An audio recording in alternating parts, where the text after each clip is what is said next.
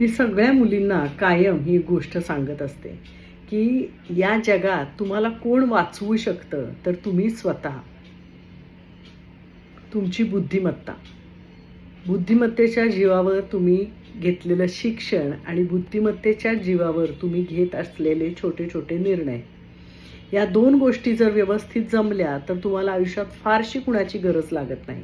गरज लागत नाही म्हणजे कुणासमोर हात पसरावे लागत नाही किंवा कुणासमोर कसली याचना करावी लागत नाही, कुणाच्या तोंडाकडे मदतीसाठी पाहावं लागत नाही. आपल्या शिक्षणामुळे समाजात आपले एक स्थान ठरतं, लोकांचा आदर, आपल्याकडे पाहण्याची नजर, हे सगळं बदलतं. जेव्हा आपण कमावते असतो तेव्हा आर्थिकदृष्ट्या स्वावलंबी झाल्यानंतर खरोखर आपण कमवलेल्या पैशासंबंधित निर्णय घेण्याची सुद्धा ताकद आपल्यामध्ये असायला हवी. नाहीतर आपण कमवायचं आणि आपल्या पैशाचं काय करायचं हे ठरवणारी कुणी वेगळीच माणसं असली तर त्यालाही काही अर्थ नाही.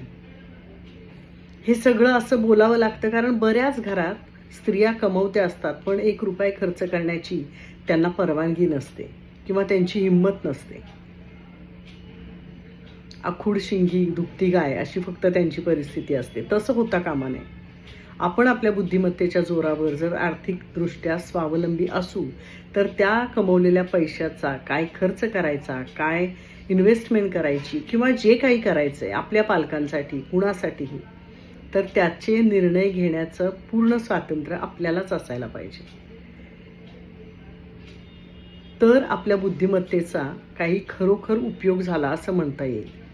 म्हणून मी वारंवार मुलींना सांगत असते की जर तुम्हाला आयुष्यात ताठमानेने जगायचं असेल तर तुमची बुद्धिमत्ता, तुम्ही घेतलेले निर्णय आणि तुमचं शिक्षण, या तीनच गोष्टी तुम्हाला मदत करू शकतात, बाकी कोणी नाही.